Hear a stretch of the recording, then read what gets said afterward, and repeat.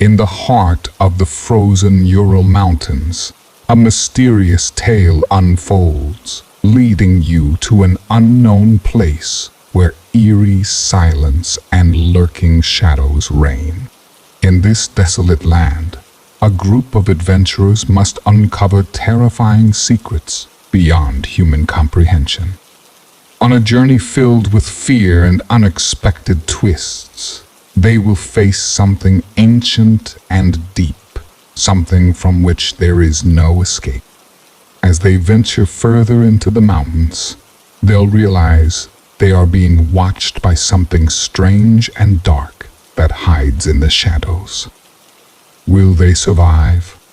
Or will the mountains conceal a secret too horrifying to escape? Let's find out together. The wind howled through the snow-covered peaks of the Ural Mountains, biting at the skin and making the trees sway as though they were trying to escape the icy grasp of winter. Quiet, eerie stillness was broken only by the distant crackling of snow beneath heavy boots. A small group of 9 adventurers, dressed in layers of cold weather gear, marched resolutely forward. They had come a long way, and there was no turning back now. Dmitri, the leader, a grizzled former soldier with a rough exterior and piercing blue eyes, led the pack. His mind was focused, the weight of responsibility heavy on his shoulders. Behind him walked Natasha, an aspiring writer who had always been fascinated by the wilderness. She carried a journal, scribbling in it between glances at the jagged mountain landscape. Andrei, the engineer, followed closely, his quiet demeanor contrasting with the other's talkative nature. Valentina, an energetic medical student, often fell behind, her laughter ringing out despite the grim circumstances of their journey. The group of 9 were not strangers to the challenges of the wild. They had traveled together through dense forests, climbed mountains, and even explored abandoned villages, each adventure more thrilling than the last. But this expedition, this final journey into the depths of the Ural Mountains, felt different. There was a strange unease in the air, a subtle tension that none of them could fully explain. "I don't like this place," Andrei muttered to Dmitri one evening as they sat by the campfire. The others were still talking about their plans for the next leg of the journey, but Andrei's words hung in the air like a heavy fog. Dmitri glanced at the dark silhouette of the mountains that surrounded them, their peaks barely visible in the fading light. "What do you mean?" Andrei stared at the fire, his brow furrowed. "It's too quiet. No birds. No animals.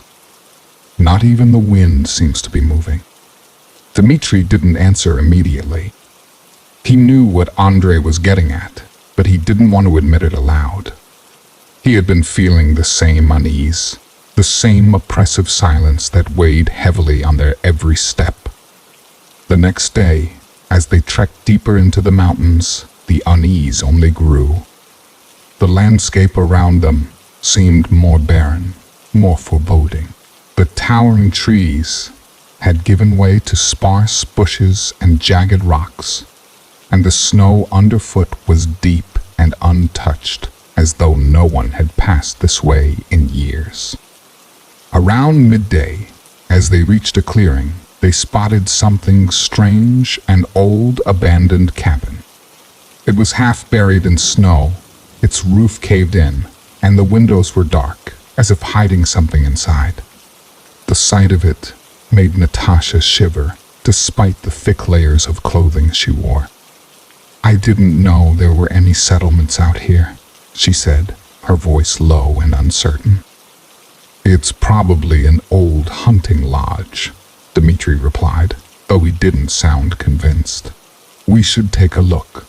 The others were hesitant, but followed him as he approached the cabin. As they got closer, the sense of dread grew stronger.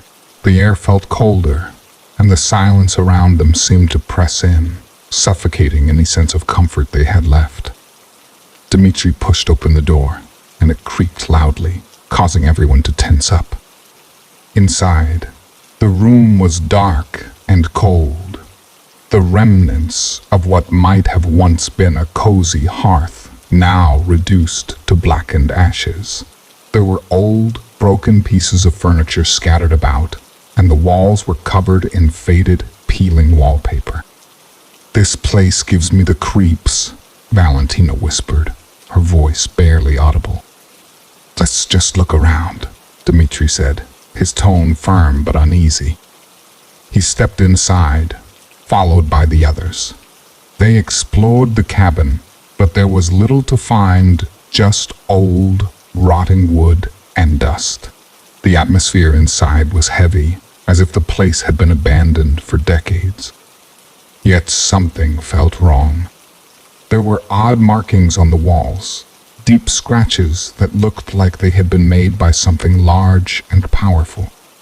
And on the floor, near the far corner, there was a large, strange stain that looked like blood, dried and crusted over.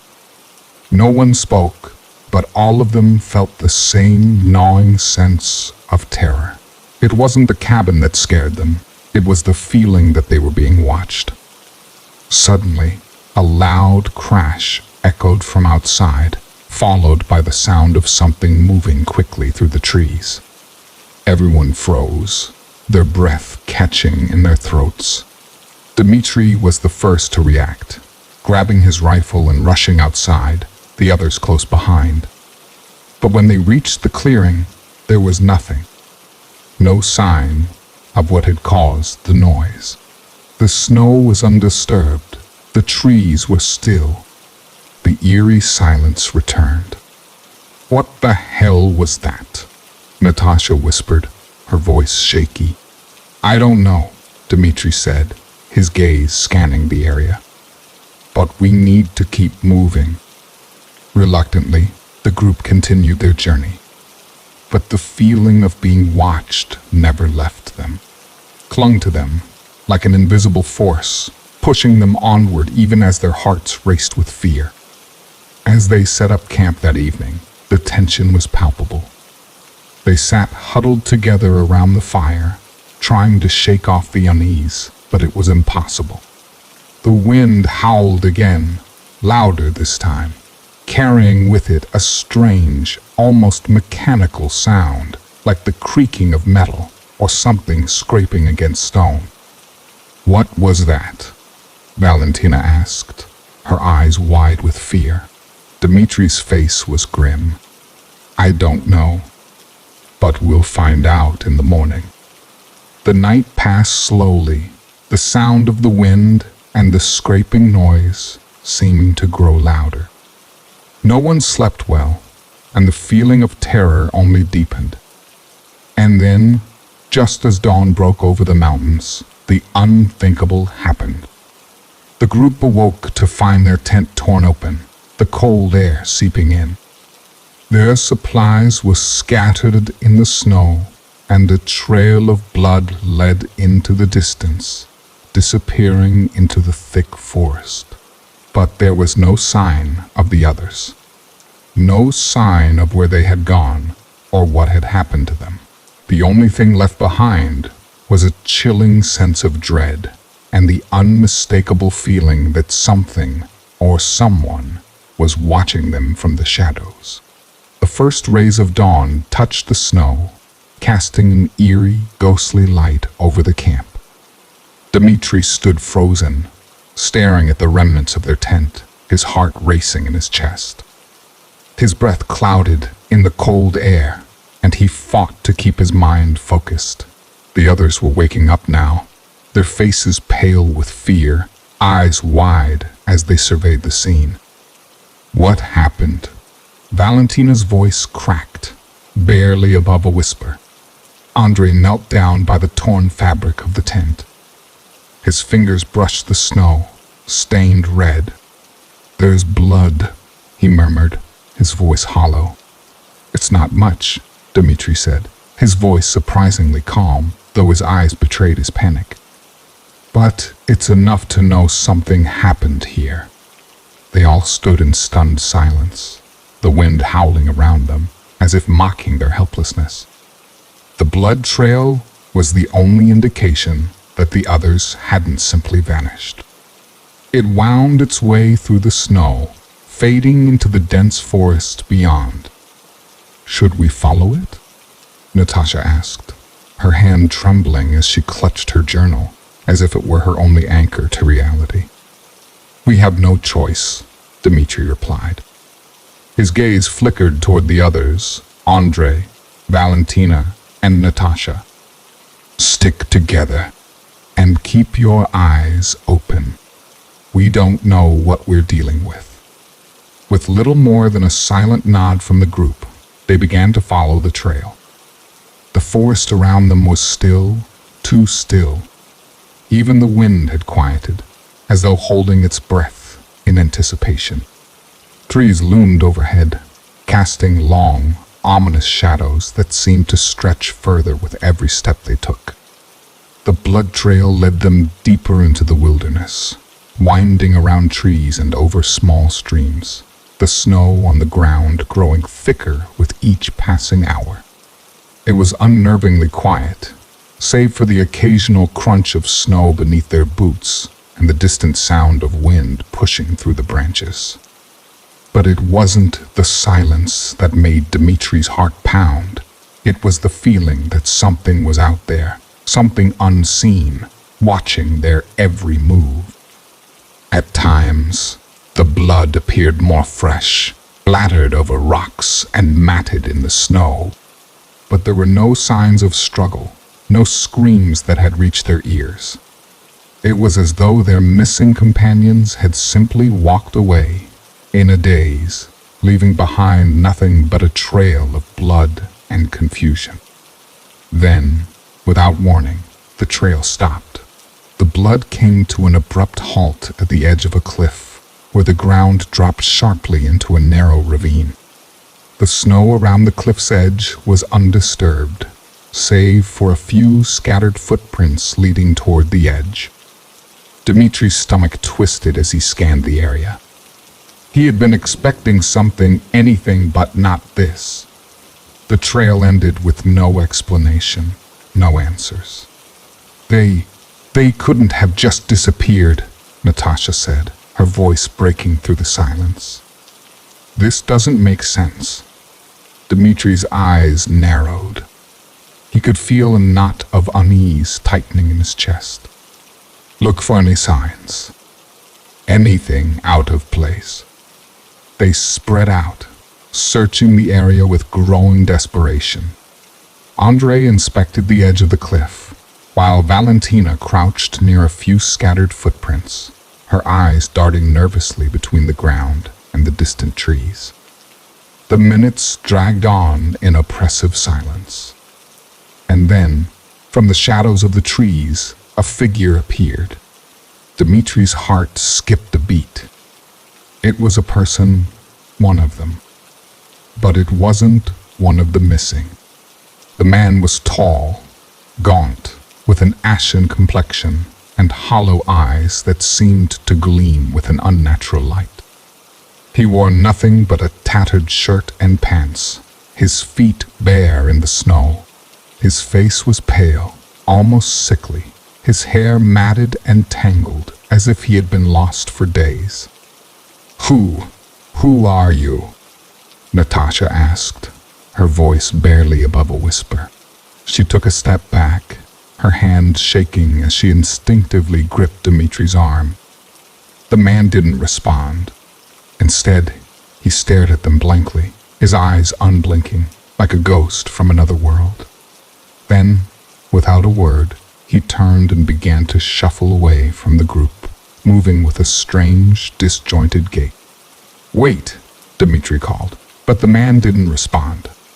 Against his better judgment, Dmitri began to follow him, his heart pounding in his chest. He was only a few steps behind when the man abruptly stopped at the edge of the ravine, as if sensing Dmitri's presence. Then, As though in slow motion, the man turned toward him with a vacant expression, and with an eerie, unblinking stare, he raised his hand to his own face, as if to pull something from beneath his skin. Dmitri froze. A sickening, wet sound filled the air as the man peeled away his own flesh. It wasn't a mask, but something deeper, something beneath his skin. It was as if he were shedding his very humanity. Blood sprayed outward as the man's hand reached into his own skull, pulling at the soft tissue beneath. Dmitri couldn't move, couldn't speak. His stomach churned, and his legs threatened to give way beneath him. The man's face came apart in grotesque slivers of flesh, revealing something monstrous beneath a blackened, skeletal face, with hollow eyes that glowed with an unnatural light. The man, if he could even be called that, let out a low, guttural groan and took a step closer to Dmitri. His movements were jerky, unnatural, like a marionette pulled by invisible strings. The air grew colder, and Dmitri could feel the heavy weight of something ancient and evil pressing down on him. With a sudden, jerking motion, the thing lunged at him, its hands reaching out with claw-like fingers. Dmitri barely managed to step back, his heart pounding in his ears. "Get back!" Dmitri shouted, barely able to form the words as the others scrambled to his side. But it was too late. The thing lunged again, faster this time. Its icy fingers grazed Dmitri's jacket, and he could feel the sharp cold of its touch, seeping through the layers of fabric. And then, just as suddenly as it had appeared, the figure vanished into the shadows, leaving behind nothing but a lingering chill in the air. What was that? Valentina gasped, her voice trembling. "I don't know," Dmitri muttered, his hands shaking. "But we're not alone." And with that, the group found themselves deeper in the mystery of the Ural Mountains, no longer simply searching for their missing friends, but running from something far worse. The group stood motionless, the air heavy with dread. The wind had picked up again, howling through the trees with a ferocity that seemed to match the terror that gripped their hearts. Dmitri could feel the cold seeping into his bones, but it wasn't just the physical chill that troubled him. It was the growing certainty that something was wrong, deeply wrong. The thing they had just encountered wasn't human. But if it wasn't human, what was it? And what did it want? They huddled together at the edge of the ravine, their faces pale, their breaths coming in shallow gasps. "We can't stay here," Andrei said, his voice low, almost frantic. "Whatever that thing is, it's still out there. And we need to find the others." Dmitri nodded grimly. "We have no choice. We move now together." The cold mountain air felt suffocating as they began to retrace their steps, following the blood trail deeper into the wilderness. The landscape seemed to grow even more menacing, the trees thicker and more twisted, their branches reaching out like skeletal hands. The silence was oppressive, broken only by the crunch of their boots in the snow and the occasional distant rustle in the trees. Trail wound through the dense forest, but it wasn't just the blood that unsettled them now. As they moved forward, they began to notice other signs, strange symbols etched into the bark of trees, almost as if someone or something had carved them there. At first, the marks appeared random, but as they pressed on, the symbols began to follow a pattern, and the tension in the air grew thicker. The markings seemed to pulse with a dark energy, almost as if they were alive. "We're not just looking for our friends anymore," Natasha said, her voice barely above a whisper. "We're looking for something else. Something ancient. Dmitri didn't answer. He had the same feeling, the same dread gnawing at him. They weren't just lost in the wilderness. They were intruding on something older, something far more dangerous than they could comprehend. After hours of searching, they came to a clearing. In the center of the clearing stood a large, weathered stone, covered in strange symbols. The stone was surrounded by remnants of what looked like a campfire, though it had long since burned out. But what caught Dmitri's eye was something far more unsettling. Lying at the base of the stone was the lifeless body of one of their own. It was Yuri, one of the missing members. His eyes were wide open, frozen in an expression of terror. His body was badly bruised, as if he had been struck violently. But what was most disturbing was the condition of his face. It had been mutilated, as if something had gnawed at it. His skin was torn away, revealing the bone beneath. His mouth was open in a silent scream, and his eyes were wide with horror. Dmitri felt his stomach twist. "No, what happened to him?" Valentina asked, her voice barely above a whisper, her eyes filling with tears. Before Dmitri could answer, a low, guttural noise echoed from the trees. It was the same sound they had heard earlier, that strange scraping noise. But now, it was louder, closer. The group spun around, eyes wide in terror. From the shadows of the trees, figures began to emerge. One by one, they stepped into the clearing, their movements jerky and unnatural. There were more of them, at least 5 or 6 each one, gaunt and pale, their faces twisted in grotesque expressions of pain and terror. Their eyes were black, hollow, gleaming with a malevolent light. The creatures, whatever they were, moved closer, their limbs stiff and jerky, as though they had not used them in years. Dmitri could see the faint remnants of human features, but the more he looked, the more he realized these were not people. They were something else, something twisted. "They were once human," Natasha murmured, her voice trembling with fear. "No," Dmitri said, his throat tight. "They're not. Not anymore." Creatures circled around them, their eyes fixed on the group with unsettling intensity. There was no escape. They were surrounded, trapped in the clearing with nowhere to run. The air grew colder, and the silence deepened, broken only by the soft sound of the creature's breathing, which sounded wet and labored. For a long moment, no one moved. It was as if the world had frozen in place. And then, one of the creatures stepped forward, its mouth opening with a slow, agonizing creak. Its voice was a rasping whisper, but Dmitri could hear it clearly. "You shouldn't have come." The words sent a chill down Dmitri's spine.